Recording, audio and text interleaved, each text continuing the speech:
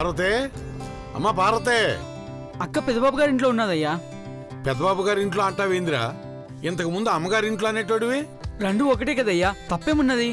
మూతి మీద మీసాలు మొలుతుంటే ఏందో అనుకున్నా, నెత్తి మీద మొలుతున్న కొమ్ములు సోళ్ళ. ఇదిగో పట్టు.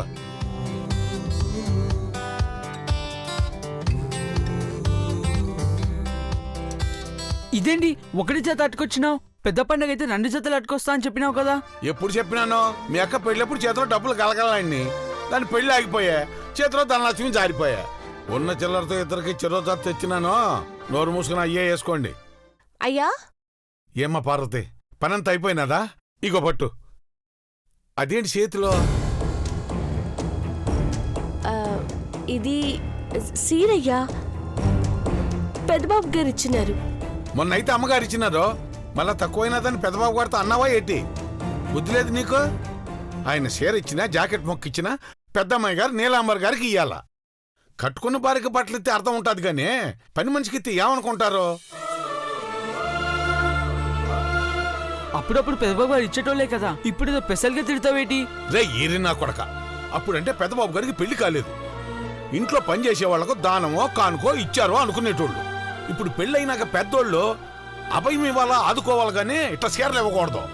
ఇప్పుడు పోయి వెనక్కిస్తే పెద్దబాబు గారు నొచ్చుకుంటారు. మాకు తెలుసులేవా, ఆయన ఇచ్చినారో ఇది తీసుకొచ్చినది. ఇంకెప్పుడు తీసుకోకుండా ఉంటే చాలు. పార్వతే, ఇదిగో పట్టు. నీకు కూడా జత బట్టలు తీసుకొచ్చినానో, తీసుకో. కూతురికి తీసుకొచ్చావు, అట్టాకి అల్లుడి గారికి కూడా తీసుకొచ్చుంటే బాగుండేదయ్యా. ముఖంలో చిరునవ్వు లేదేందే? ఇప్పుడు నేనేమన్నా నిన్ను తిట్టినానా? మంచి మాట చెప్పినాను కదా. ఏందా అయ్యా, ఏంటి? పెద్దబాబు గారు కూడా బట్టలు తీసుకొస్తే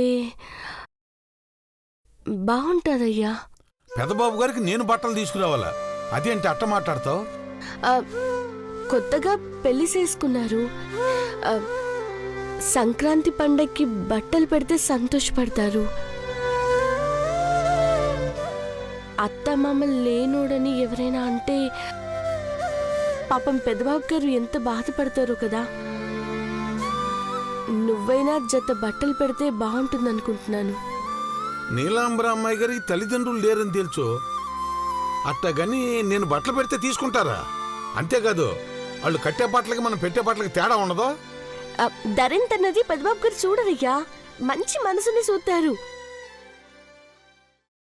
పెళ్ళయ్యాక ఆశీర్వదించమని నీ కాళ్ళకు దండబెట్టిన మనిషి నువ్విచ్చే బట్టలు తీసుకోరా చెప్పు. తీసుకోకూడదని కాదు గాని ఏటో ఏం చెప్పాలో తెలవట్లేదు పార్వతి. నాకే ఇంకో జత తీసుకురామంటే తీసుకురాలేదయ్యా, ఇంకా పెద్దబాబు గారికి ఏం తీసుకొస్తారక్క? డబ్బులు కూడా నిజంగా లేవురా, అర్థం చేసుకోవే. లేకుంటే బలవంతం లేదులే. అప్పు చేసి బట్టలు ఇట్టామని తెలిస్తే పెద్దబాబు గారు బాధపడతారు. పార్వతి, దేవుడి పట్టాల కాడ ముడుపుకొని డబ్బులు పెట్టాను, అవి తీసుకురా. పెద్దబాబు గారికి బట్టలు తీసుకొస్తాను. అమ్మా, అలాంటి వాళ్ళది నిజమైన ప్రేమ కాదు, అది వ్యామోహం. ఎగ్జాక్ట్లీ చిన్నత్త, నిజంగా ప్రేమించుకున్న వాళ్ళు అలా చేయరు. ఎంత మనసు విరిగిపోతే కన్న కూతుర్ని పట్టుకొని మా దృష్టిలో చచ్చిపోయా ఉంటుందా తల్లి? అది సరే అమ్మా, తన కూతురుతో తన మాట అనేటప్పుడు ఆమె మాటల్లో వ్యథ, కళ్ళల్లో బాధ గమనించావమ్మా? పెద్దబాబుకు బర్త్డే విషెస్ చెప్పు కూడా వెళ్ళాం కదా. ఊరికే ఎలా కాలిపోతుంది?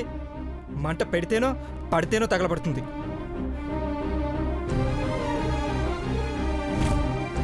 కరెక్ట్ చిన్నబాబు, నీకొచ్చినట్టే నాకు డౌట్ వచ్చింది. పార్వతే షర్టును తగలబెట్టిందనుకుంటా.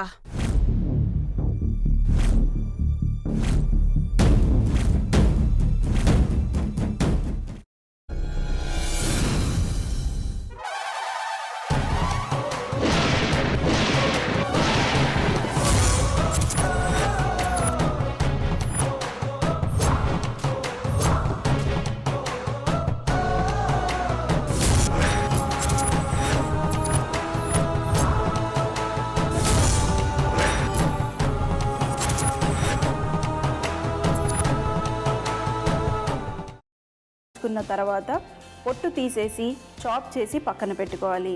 ఒక ప్యాన్లో కొద్దిగా నూనె వేడి చేసి అందులో ఆవాలు, మినప్పప్పు, శనగపప్పు, కరివేపాకు, సన్నగా తరిగి పెట్టుకున్న ఉల్లిపాయలు వేసుకుని 1 నిమిషం పాటు వేయించుకోవాలి. ఆ తర్వాత కాల్చి కట్ చేసి పెట్టుకున్న వంకాయని కూడా అందులో వేసుకుని బాగా మిక్స్ చేసి బౌల్లోకి ట్రాన్స్ఫర్ చేసుకుని అందులో తగినంత చిక్కటి పెరుగు లేదా పల్చటి పెరుగు వేసుకుని మిక్స్ చేసి అన్నంతో కానివ్వండి, చపాతీతో కానివ్వండి సర్వ్ చేసినా చాలా బాగుంటుంది.